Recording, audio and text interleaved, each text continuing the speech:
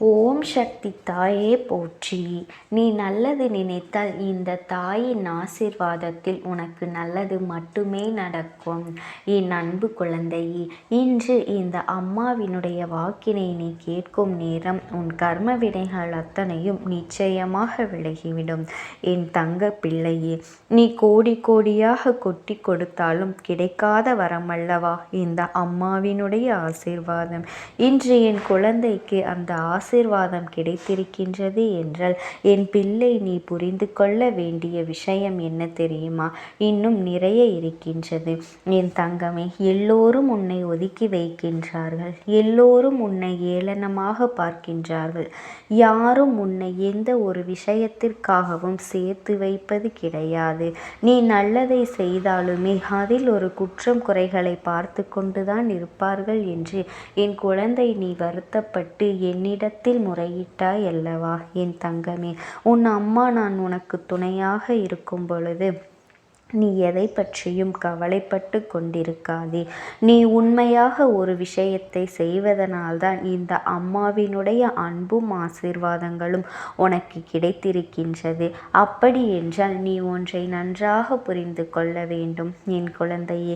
எத்தனை பேர் உன்னை என்னவாக நினைத்தாலும் சரி, வாழ்க்கையில் உன்னை எந்த இடத்தில் ஒதுக்கி வைத்தாலும் சரி, இந்த வாழ்க்கையில் உன்னை உன் அம்மா நான் உயர்ந்த நிலைக்கு கொண்டு செல்வேன் என்பதனை மட்டும் நீ புரிந்து கொள்ள வேண்டும்.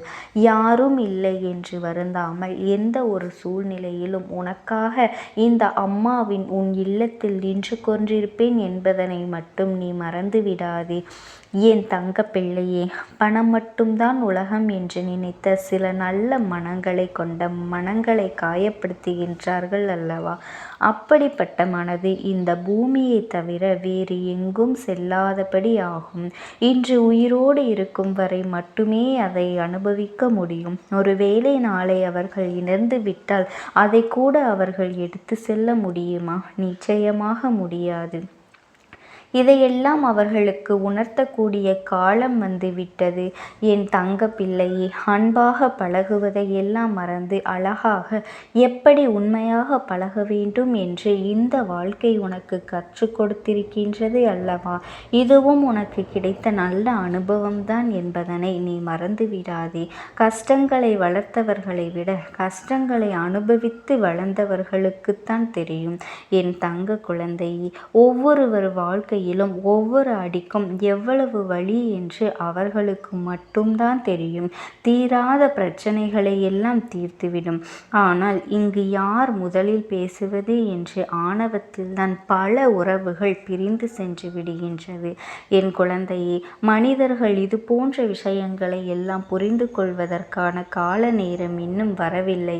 அப்படி என்றால் அதனால் இந்த குடும்பத்தில் பல பிரச்சனைகள் பலரது வாழ்க்கையை புரட்டி வதைத்து கொண்டிருக்கின்றது என் தங்கமே.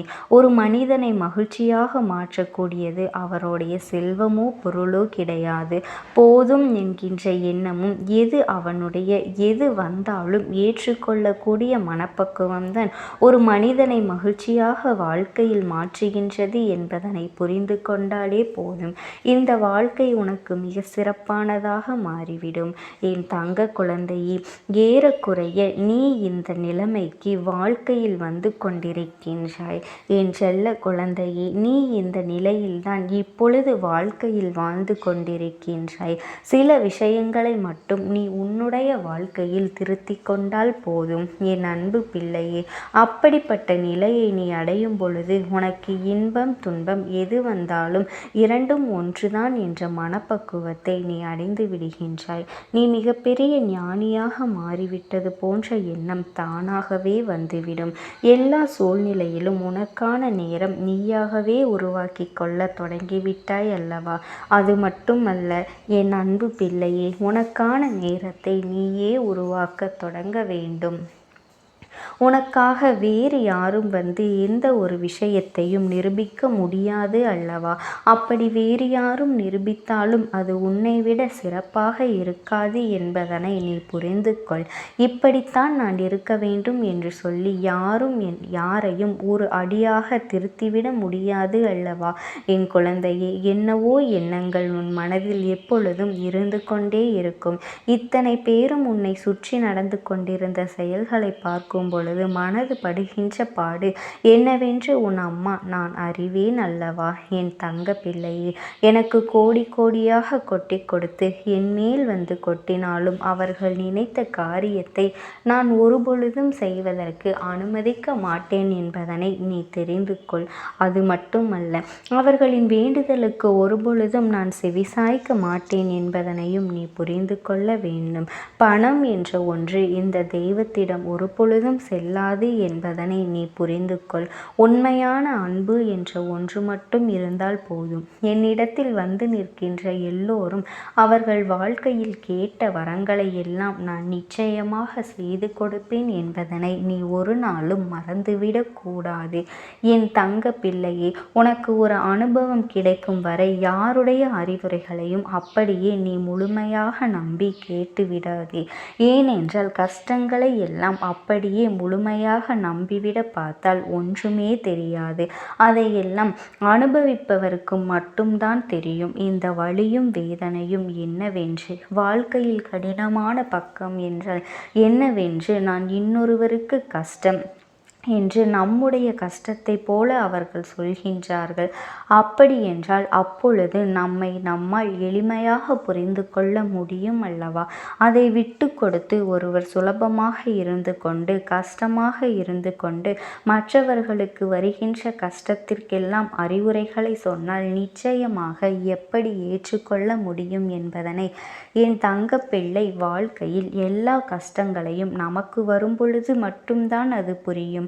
அவர்களுக்கு எத்தனை வேதனை மற்றவர்களும் அடைந்திருப்பார்கள் என்ற விஷயத்தை நீ தெரிந்து கொள்ள வேண்டும். எத்தனை வழிகளை அவர்களும் கடந்து வந்திருப்பார்கள் இந்த வாழ்க்கையில் என்று உனக்கு தெரிய வேண்டும். இந்த வாழ்க்கையில் நீ இன்னும் அனுபவிக்க வேண்டிய சூழ்நிலைகள் நிறைய இருக்கின்றது. என் தங்க குழந்தையே, நீ இப்பொழுதே உன்னுடைய மனதை வலிமையாக்கி கொள்ள வேண்டும்.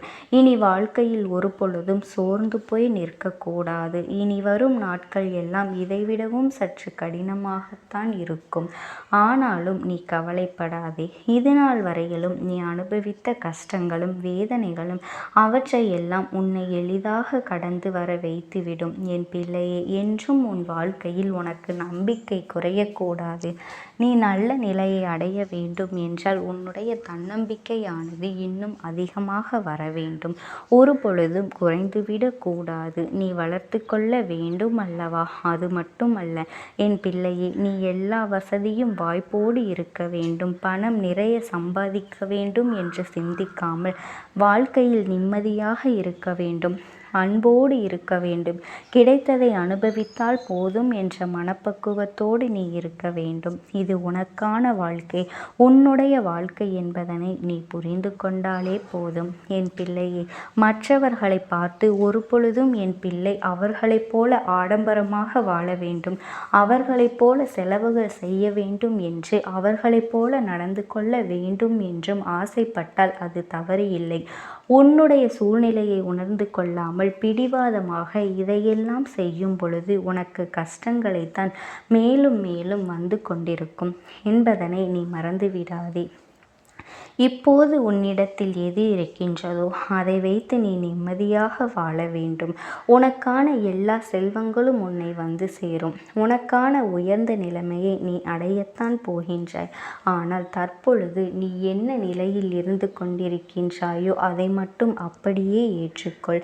மற்றவர்களை நம்மை பார்த்து பொறாமைப்பட வேண்டும் என்பதற்காக சில காரியங்களை எல்லாம் நீ ஒரு பொழுதும் செய்யக்கூடாது, செய்யவே செய்யாது. ஏனென்றால் ஒருவர் வசதியாக இருக்கின்றார்கள் என்றால் நாமும் வசதியாக இருக்க வேண்டும் என்று அவசியமில்லை.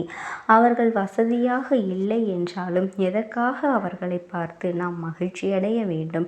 அதே போலத்தான் நான் வசதியாக இருக்கின்றாய், சந்தோஷமாக இருக்கின்றாய் என்றால் உன்னை பார்த்து மற்றவர்கள் பொறாமைப்படக்கூடாது. உன்னுடைய வளர்ச்சியை பார்த்து அவர்கள் சந்தோஷப்பட வேண்டும்.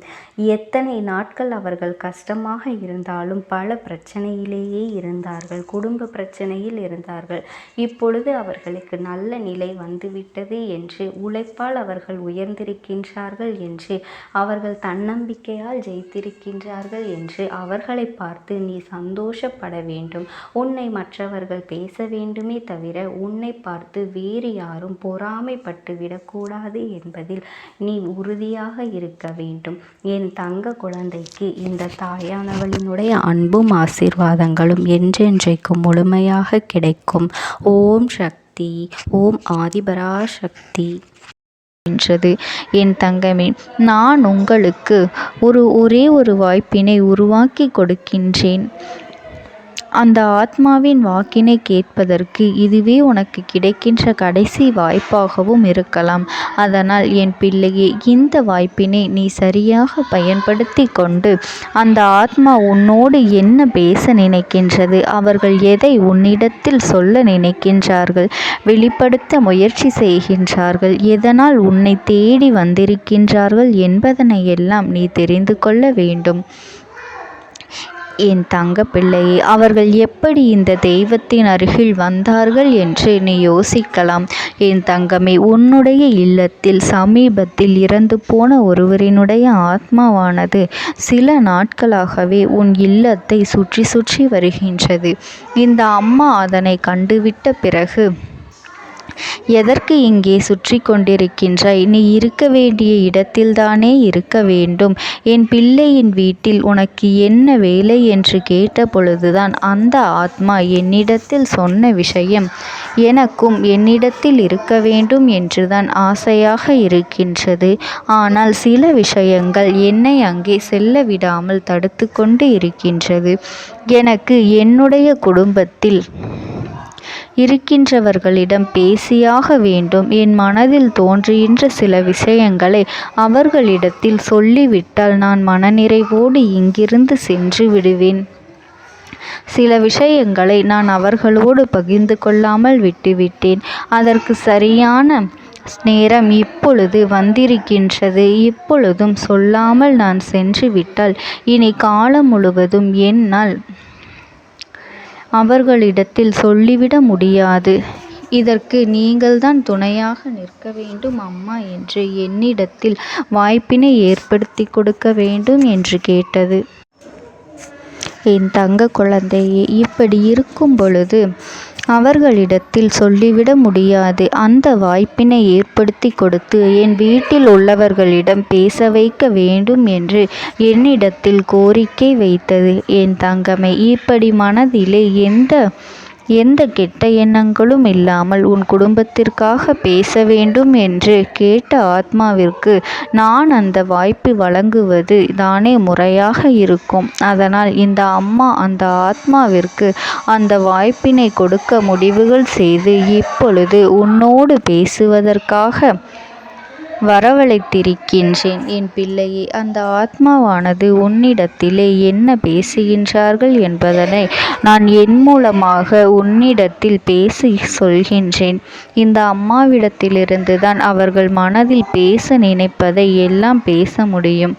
என் தங்கமே, நேரடியாக ஒரு ஆத்மாவின் குரலை உன்னால் அத்தனை சுலபமாகவெல்லாம் கேட்டுவிட முடியாது. இந்த அம்மா அதற்காகத்தான் இன்று இந்த உதவியை செய்கின்றேன். என் குடும்பத்தில் இருக்கின்றவர்களிடம் பேச வந்திருக்கின்றேன். உங்கள் எல்லோரையும் நான் இனி காணவே முடியாது என்பதனை நான் உணர்ந்து கொண்டேன். என் வாழ்க்கையில் நிறைவாக இருந்து என்னால் உங்களுக்கு கஷ்டங்கள் வந்தாலும் உங்களால் எனக்கு எந்த கஷ்டங்களும் இதுநாள் வரையிலும் வந்தது கிடையாது. நான் நினைத்தது போல இந்த வாழ்க்கையை அத்தனை சந்தோஷமாக வாழ்ந்து கொண்டுதான் இருந்தேன்.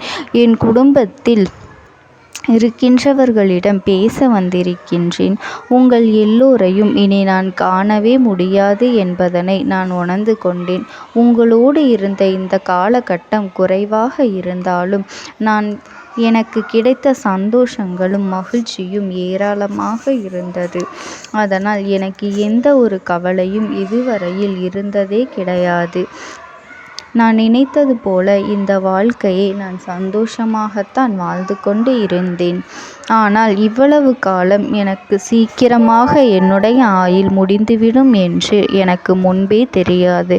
அது தெரிந்திருந்தால் நிச்சயமாக என் மனதில் இருக்கின்ற அத்தனை விஷயங்களையும் நான் உங்களிடத்தில் சொல்லியிருப்பேன்.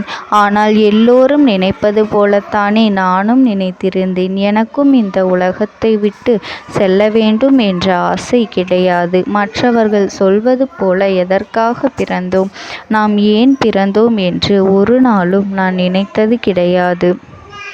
வாழ வேண்டும் என்றுதான் ஆசைப்பட்டேன். என்னுடைய ஆசைகள் எல்லாம் நிராசையாகும்படி இந்த உலகத்தில் விட்டு செல்ல வேண்டிய காலகட்டம் கட்டாயம் வந்துவிட்டது. என்னுடைய கடமை இங்கே சரியாக முடிவதற்கு வந்துவிட்டது.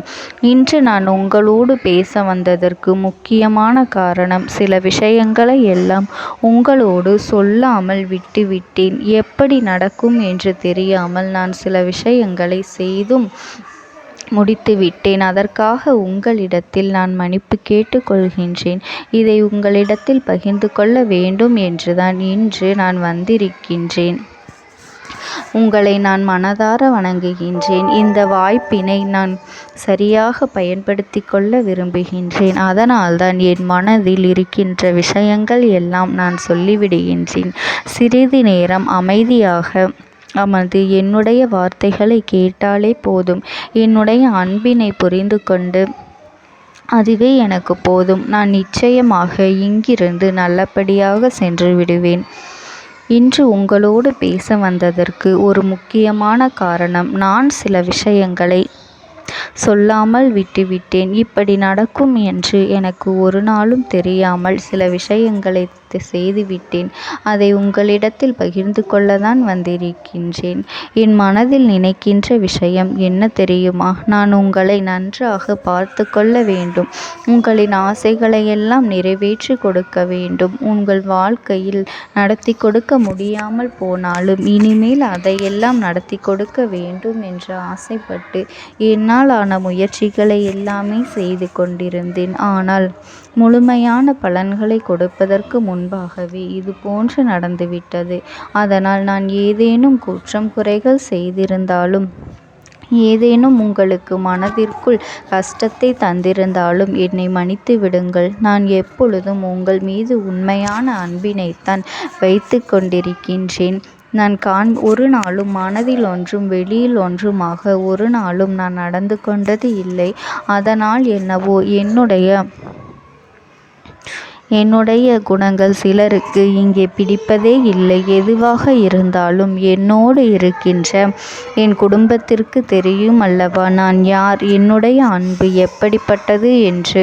அதனால் என்னுடைய அன்பினை முழுமையாக உணர்ந்து கொள்ள வேண்டும் என்று அதனை இங்கிருந்து ஏற்றுக்கொள்ளவே முடியாத ஒரு விஷயமாகத்தான் இருந்தது. நானும் அங்கும் அங்கும் ஓடி ஓடி மீண்டும் என்னுடைய உயிரை மீட்டெடுத்து விடலாம் என்றுதான் முயற்சி செய்தேன். ஆனால் அப்பொழுது என்னால் அதையெல்லாம் செய்ய முடியவில்லை.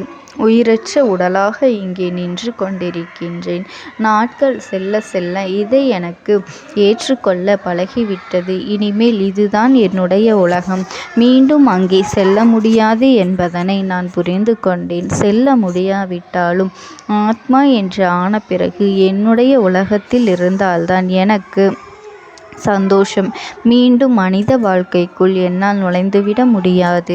எனக்காக இத்தனை காலமும் அன்போடு பழகி எனக்கு எல்லாம் செய்த உங்களுக்கு நான் சொல்கின்ற விஷயம் ஒன்றுதான். நடந்தது எல்லாம் நடந்துவிட்டது. நடந்த விதையை யாராலும் இனி மாற்ற முடியாது.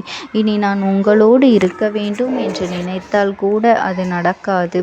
அதனால் இந்த வாழ்க்கையில் நீங்கள் நல்லபடியாக வாழ்ந்து சந்தோஷமாக இருக்க வேண்டும் என்றுதான் அப்போதுதான் அந்த ஆத்மா மனது வேதனைப்பட்டு உன்னோடு பேசுகின்றது. என் தங்க குழந்தையே, யார் உன்னை விட்டு சென்றாலும் இந்த தாயானவளினுடைய அன்பும் ஆசீர்வாதங்களும் உனக்கு என்றென்றைக்குமே முழுமையாக கிடைத்து கொண்டே இருக்கும். அதனால் நீ எதை நினைத்தும் கவலைப்படாதே. உனக்காக எப்பொழுதும் நான் இருந்து கொண்டே இருப்பேன். ஓம் சக்தி. ஓம் ஆதிபரா சக்தி. நீ விடுதலை கொடுக்க மாட்டாயா என்று என் பிள்ளை நீ என்னை பார்த்து கேட்கின்ற விஷயத்திற்குத்தான் நான் முடிவினை கட்டப் போகின்றேன். இன்னமும் சுருக்கமாக உனக்கு சொல்ல வேண்டும் என்றால், உன்னுடைய பிடிவாதம் இந்த அம்மாவினிடத்தில் ஜெயித்து விட்டது என்பதுதான் உண்மை. என் குழந்தைக்கு எந்த ஒரு விஷயம் வேண்டும் என்று அடம்பிடித்து இத்தனை காலமும் நீ நின்று கொண்டிருந்தாயோ, அந்த ஒரு விஷயத்திலிருந்து உன் அம்மா நான் உனக்கு விடுதலையை கொடுக்க வேண்டும் என்று என் முன்னால் கதறி அழுதாயோ, அந்த விஷயத்தை இன்று உனக்கு நான் முடித்து வைக்கின்றேன்.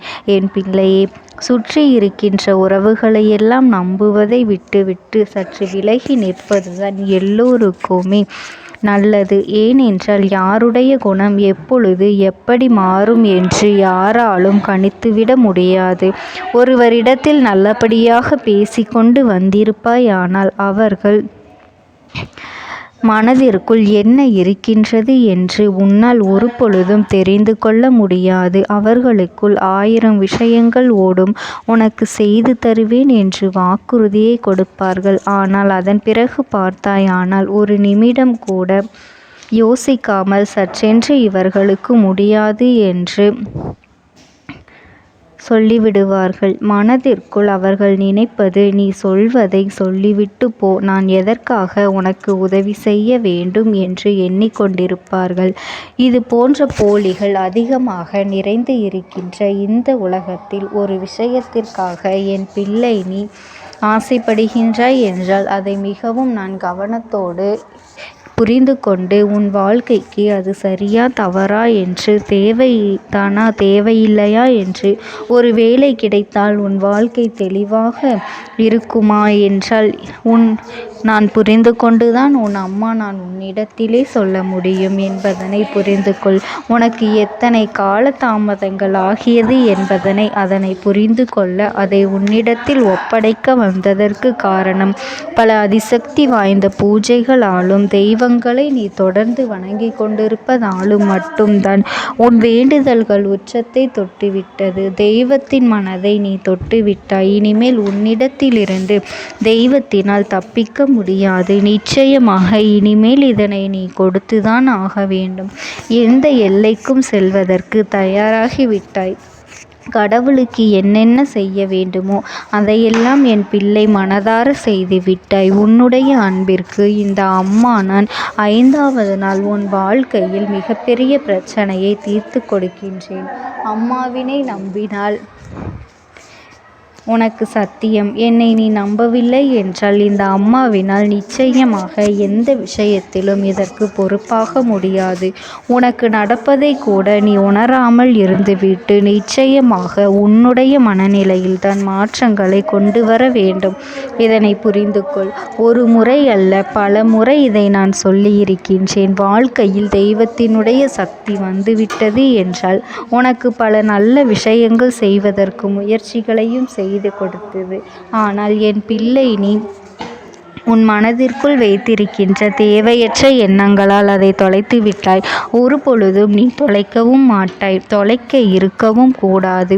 ஏனென்றால் உன்னோடு இருப்பது இந்த அம்மாவாகிய நான். உன் வாழ்க்கையில் நல்லதை செய்து கொடுப்பது உன் அம்மா நான். உனக்காக இந்த வாழ்க்கையில் எந்த எல்லைக்கும் செல்ல தயாராக இருக்கின்றேன். அதனால் இனி துணிந்து இறங்கு. எண்ணி 5வது நாள் நீ